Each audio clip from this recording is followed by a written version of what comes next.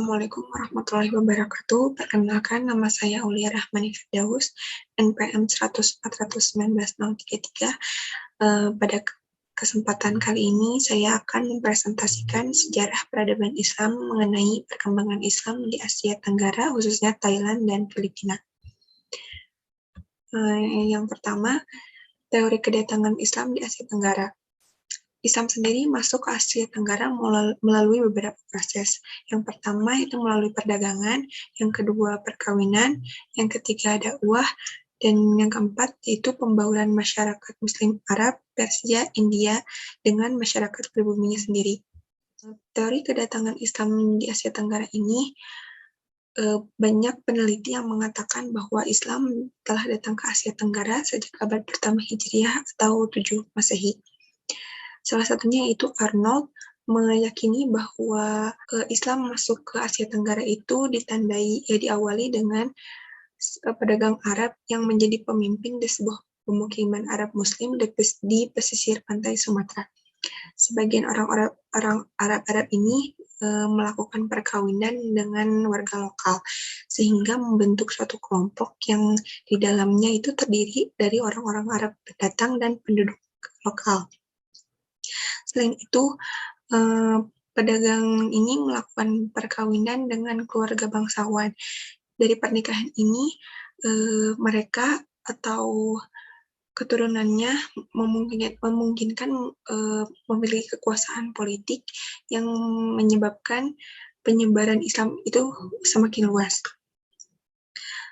Setelah itu, para sufi melakukan penyiaran Islam di kawasan tersebut, dan para sufi ini berhasil mengislamkan sejumlah besar penduduk Asia Tenggara, setidaknya sejak abad ke-13. Para sufi ini dalam penyebaran Islamnya menekankan kepada kebudayaan lokal dan praktik keagamaan lokal. Para sufi ini menyebarkan Islam dengan memperkenalkan Islam dengan nuansa tasawuf seperti mengajarkan teosofi sinkretik yang kompleks. Nah, sejarah masuknya Islam di Thailand itu sendiri, itu Islam datang ke Thailand dibawa oleh pedagang yang berasal dari Arab dan India. Ketika datang ini, para pedagang yang berasal dari Arab dan India disebut dengan Islam atau pedagang Muslim oleh penduduk setempat. Nah, para pedagang ini berasal dari Arab dan India yang meminta kepada Raja Siam untuk mendirikan masjid. Masjid ini lalu dikabulkan dan didirikan oleh Raja. Masjid ini sendiri diberi nama Bangkok Noi atau Bangkok Kecil.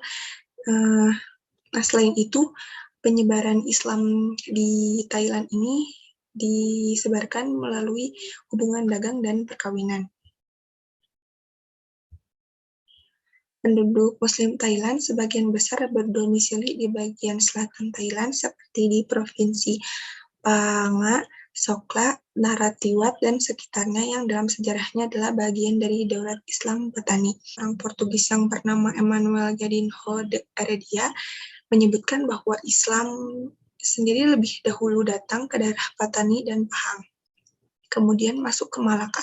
Dan seorang pakar sejarah Patani di Thailand, itu Bang Nara, menyebutkan bahwa Islam pada awalnya diterima di kalangan rakyat biasa. Namun ada juga yang mengatakan bahwa orang Melayu di Malaka adalah penyebar Islam yang rajin di Semenanjung. Selanjutnya, perkembangan Islam di Thailand sendiri semakin pesat saat beberapa pekerja Muslim dari Malaysia dan Indonesia masuk ke Thailand pada akhir abad ke-19. Saat itu mereka membantu kerajaan Thailand membangun beberapa kanal dan sistem perairan di Krung Thep Manakon. Ini merupakan daerah Provinsi Bangkok. Thailand sendiri ada pusat dakwah yang menjadi perkembangan Islam yang pesat, yaitu Islamic Center Ramkhamhaeng.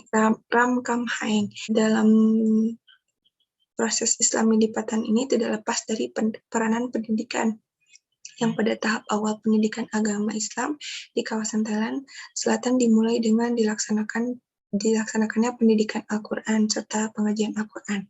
Lalu selanjutnya Sejarah masuknya Islam di Filipina. Masuknya Islam di Filipina kabarkan bahwa datang Islam di Filipina ini datang pada abad 13. Islam masuk ke Filipina dan berhasil mendirikan kesultanan di Sulu dan Mindanao. Sumber-sumber Islam memberikan informasi bahwa Islam masuk di Filipina ini pada sekitar tahun 1365 Masehi. Islam berkembang di Sulu dan Filipina Utara dibawa oleh para pedagang dan dai dari Malaka, sehingga Spanyol melaporkan bahwa sebelum terbentuk Kesultanan Islam di Filipina telah ada perkampungan Muslim. Dan Spanyol pada saat mendengar itu ingin menaklukkan Filipina pada tahun 1565. Tujuan utama penaklukan Filipina oleh Spanyol ini ditandai dengan adanya politik, itu kebanggaan menjadi empire besar dunia. Yang kedua ekonomi, yaitu monopoli perdagangan. Dan yang terakhir itu tarikan misionaris atau proses permurtadan paksa umat Islam Filipina menjadi Kristen. Nah, dari tujuan Spanyol datang ke Filipina ini menjadikan Islam menjadi agama yang tergusur karena kedatangannya mereka. Padahal Islam sendiri pernah menjadi agama mayoritas di Filipina dengan ditandai kehadiran kerajaan Islam yang berkuasa seperti Kerajaan Manila. Kerajaan Manila ini berada di bagian utara Filipina atau di Pulau Luzon, Kerajaan Sulu, dan Kerajaan Maguindanao di bagian selatan Filipina. Dengan adanya kehadiran kolonialisme di Filipina ini telah menggeserkan pengaruh Islam di negeri itu dan menggantikannya dengan agama Katolik. Nah, dan tokoh penting yang berperan dalam perkembangan Islam di Filipina yaitu Syarif Karim Al-Mahdum. Sebelum adanya kolonialisme ini, Syarif Karim Al-Mahdum ini memiliki peran dalam perkembangan Islam di Filipina. Ia berdakwah melalui penguasaannya terhadap ilmu gaib, pengobatan, dan semacamnya. Yang paling terkenal itu dari Syarif Karim Al-Mahdum ini, ia sempat membangun masjid dan orang-orang berduyun ke sana. Dan dikabarkan bahwa salah seorang kepala suku di sana dikabarkan masuk Islam. Nah, setelah itu, sejak kedatangannya kolonialisme ke Filipina ini, umat Islam semakin tergerus. Hingga saat ini tinggal kurang lebih 5%. Pengaruh Islam di Filipina seiring dengan keberhasilan Spanyol menguasai dari itu, Islam selanjutnya menjadi agama yang semakin tergusur dan semakin minoritas. Hal itu diperparah dengan kehadiran penjajah berikutnya turut-turut selain Spanyol yang menguasai Filipina.